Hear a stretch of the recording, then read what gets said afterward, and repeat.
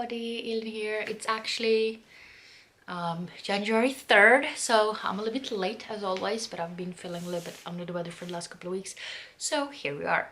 But yeah, I was going to film my December book haul for you guys, and yeah, we have a shitload of books to talk about because I had some video ideas that I wanted to do and I had to buy some books for those, so that's why this is a little bit out of, you know, hand, but we'll get over it. Actually, I have 3 books that I sort of got as a Christmas present from work. We got this sort of gift certificate, and then you get to go online and like choose whatever you want as a present for that amount of money, basically, which you technically don't never get told what this sum is, but it wasn't that much this year. Anyways, I chose 3 books because I couldn't find anything else I wanted, and unfortunately they're all in Swedish. As you guys know, I don't read Swedish very often, but one of them is from a Swedish author, so it's fine. But the books I chose was Folkmånges by Fredrik Backman. I've been wanting to read this book for years, but I just never gotten around to picking it up, so I'm really looking forward to this one. I think it's supposed to be like a robbery with a lot of different people in a building, but then by the time the cops get there, everybody's just gone. And I think there's supposed to be interviews with them afterwards where they're trying to tell their story, what went down. So yeah, knowing Fredrik Backman, it's going to be hilarious, so I'm looking forward to this. And then we have Mythos by Stephen Fry. So this is supposed to be about the Greek gods. Learn about the myths and stuff like that, so that will be really interesting. And then we have Ett litet liv by Hanya Yanagihara. Sorry if I butchered that. I feel like everyone's read this book at this point, and I've been wanting to pick it up for so long. Fortunately, it's in Swedish. I do prefer to read it in English, but I really want to read it, so this is a hunker, but hopefully I will like it. It's not my usual genre, but we'll get to it. And then we have some Christmas presents. So I got Death Note short stories by Tsugumi Oba and Takeshi Obata. And I think you're supposed to read this one after you've finished all the volumes. I don't know. But as you guys know, I've read Death Note, the black edition, for the last like year and a half, I don't know, and I have like the last bind up left, so I think that's volume 11 and 12, so I just have to finish that one and then I'll get on to this one. So Death Note is basically about a notebook where you write people's name and how you want them to die, and then they will end up dying that way. So that's the short rendition of it. So yeah, I'm really looking forward to reading this one. And then we have, I don't know how to pronounce this, Necronomicon, which is the best weird tales of H.P. Lovecraft. So it's really pretty and shiny and just a bunch of stories in there. So this is actually my second H.P. Lovecraft bind up edition that I have.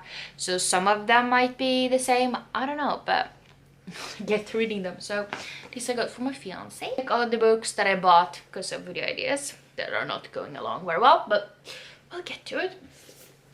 So we have The Elephant Girl by James Patterson and Ellen Bandaaku and Sophia Krivoy.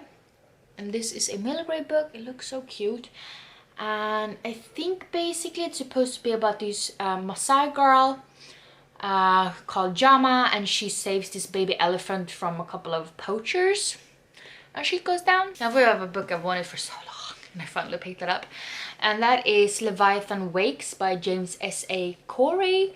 This is supposed to be like a sci-fi space novel, obviously, since they're flying in space.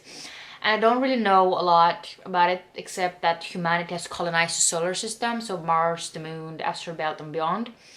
And you know, shit happens. But I know there's a lot of books in the series and it seems to be very loved, so hopefully I will enjoy it as well. Then we have one beautiful book, and that is The Lost Metal by Brandon Sanderson. This is the, depending on how you count, this is the 4th book in Mistborn 2nd era. It is also the 7th book in the Mistborn universe, if you will. And I'm so mad at myself for not having read this one, and it's the next year technically. But I do need to reread like the first 3 books in the second era because it's been a while since I read them. But I'm really looking forward to this because I love Brandon Sanderson and I love this universe so much, and the second era is just so freaking good. Basically, Mistborn, the entire series, is about people that can ingest different types of metals. The more metals you can ingest, the more powerful you are. If you can ingest all of the metals, you are called a Mistborn, but they're very, very rare.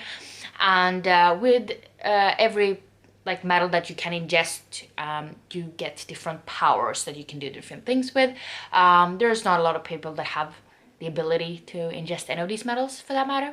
It's really pretty cool, so yes. And we have another pretty book. So this is Stellarlune by Shannon Messenger. This is the 9th book in Keeper of the Lost Cities series. I still need to read 8.5, which is more of a collection of short stories and like information about the different characters and stuff. But I want to do shit right, you know? So this middle grade series has actually become one of my very favorites, one of my favorite series of all time, I'd say. And in this one we meet Sophie, and she finds out that she's not human, she's in fact an elf. She gets to join the elven world, where she finds out that she has superpowers. She gets to go to this magic school to figure out how she's supposed to use those powers. And she and her friends have to save the universe over and over again.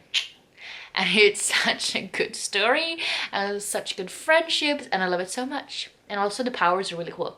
So yeah, I really look forward to reading this one. And then we have The Golden Enclaves by Naomi Novik. This is the 3rd book in the Schollomancer series. Is that what they call it? Scholomance, yes.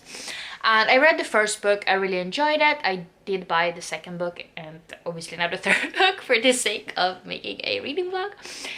Basically, the main character goes to this school where you get to learn a different type of like abilities and technology and stuff like that, and how to fight and shit. And by the day you graduate, you have to fight your way out of the school, because you'll basically be released among a lot of monsters, and to be able to graduate and, you know, survive, you have to get yourself through the herd of monsters. And every year there's like more and more monsters because it's getting out of hand. And I really enjoyed the 1st book. It was a really quick, interesting read, so I want to continue on with the series. Now we have more Christmas presents from my friend Jamie. Thank you very much. So we have these 2 mangas, and they're called Not Your Idol by Aoi Makino. So we have volume 1 and volume 2, and I think it's supposed to be about a girl named Nina, and she's a former idol. She gets sort of assaulted, and after that she starts dressing more as a boy so people won't recognize her, and then she enrolls as a student at this school, and this guy realizes who she is, and then there's some drama because of it. So it sounds really interesting, and I look forward to reading this. And also, it's pretty nice too. We're going in a weird direction, weird order. So here's The Last Graduate, which is lesson 2 in Scholomance by Naomi Novik. So this was the 2nd book, and I talked about the 3rd book first, but you know, I just said what it was by, so you get it. And then the last book is The Girl Who Fell Beneath the Sea by Axie O. It's about deadly storms and ancient curse. Will her sacrifice save them all? And so basically for generations, these deadly storms have ravaged Mina's homeland, and her people believe that it's the sea god who was once their protector, now curses them with death and despair. And to appease him, they every year sacrifice a maiden who they throw into the sea in the hopes that one day the true bride will be chosen and end the suffering. Mina's brother's bride-to-be is Shim Xiong, and one day she is sacrificed, but Mina's brother follows her, trying to intervene in the death sentence that she got, basically. Of course, Mina wants to save her brother, so she throws herself into the sea instead of his betrothed. So it sounds dark, it sounds really freaking cool actually. And I wonder what's gonna happen, so we look forward to reading this one as well. But yeah, those were all of the books, I think, unless I've missed something. There's a lot of books here, but yeah, really need to get started on my reading this year so it doesn't go as badly as last year, but we'll see about that. Anyways, if you read any of these books, please let me know down below what you thought about them, without spoiling of course. And yeah, I hope we see each other in the next one. Bye!